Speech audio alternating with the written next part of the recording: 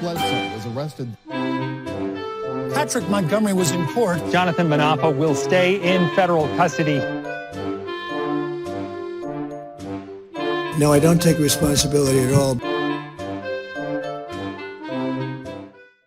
Hey everyone, welcome to the show. So 46-year-old Georgia resident Brian Ulrich was a member of the Oathkeepers when he took part in the Capitol attack. Ulrich took part in the planning for January 6th, and he was added to the encrypted messaging groups.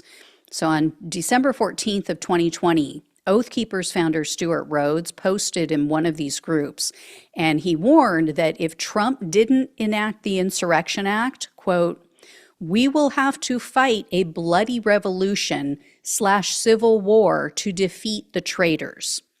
And Rhodes said he was writing a letter to Trump to urge him to do this.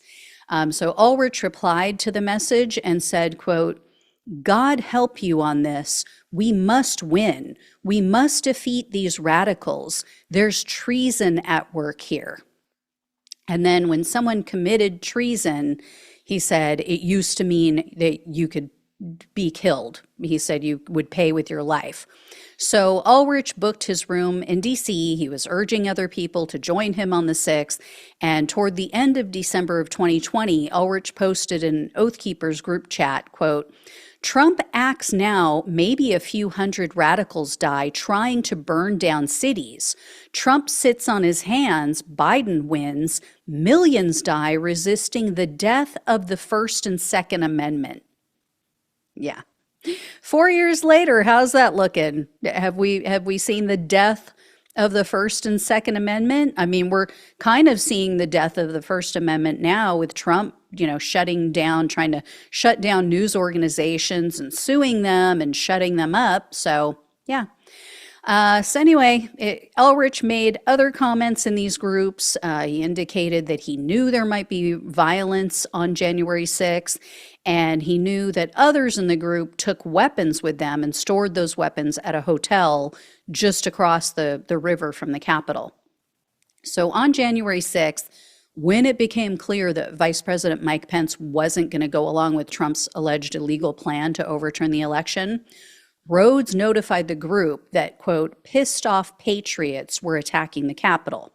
So according to Ulrich, one of his co-defendants spoke with Rhodes on the phone, and then Ulrich and that co-defendant and some other co-defendants jumped in a golf cart and they headed over to the Capitol.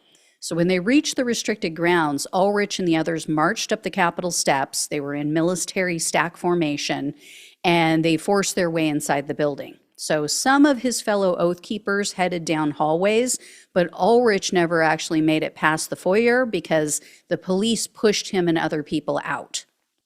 So Ulrich later told a jury that although the group didn't explicitly discuss the use of force to stop the certification of the election, quote, "there was a lot of talk about wanting something to take place. We wanted something to happen. We wanted the ballots to be recounted." And there was a lot of talk in the text chats leading up to January 6th about force with civil war. And he admitted to the jury that he felt they were working together towards a common goal to, quote, "stop the vote count." So Ulrich was arrested on August 9th of 2021, and in a superseding indictment, he was charged with seditious conspiracy, obstructing an official proceeding, entering a restricted grounds, or entering a restricted building or grounds, I should say.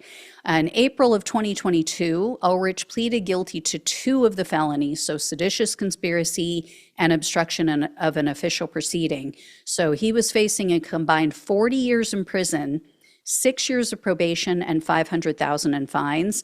But due to his extensive assistance with the prosecutors and helping to prosecute the rest of the Oathkeepers, and especially the leaders, the government requested a sentence of only 3 years of probation, with the first 8 months to be served on home detention, 120 hours of community service, and $2,000 in restitution.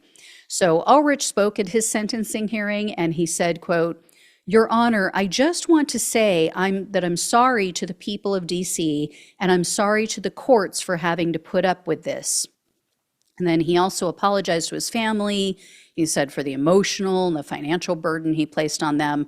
So U.S. District Judge Amit Mehta presided over Ulrich's case, and at the sentencing hearing, he told Ulrich, quote, "We owe you a debt of gratitude because ultimately the country can't heal and move forward unless people like you are prepared to come forward and accept responsibility for your actions." Judge Mehta also praised him for his courage, and then he sentenced him to 3 years of probation, the first 6 months to be served in home detention, 120 hours of community service. Considering that he stepped up and did the right thing and, probably under threats, I would imagine, from MAGA world, I guess this is fair. He wasn't involved in the violence. He didn't take weapons to DC. And honestly, he's probably one that's going to receive a pardon anyway. So there you go. I mean, no harm, no foul, I guess you could say. And, he does have a felony on his record. So I will let you know if he does get a pardon, as with all the others. So thank you all so much for watching and listening. Please like, please share, and subscribe. Please donate if you possibly can. Love you all. Take care. Talk with you soon.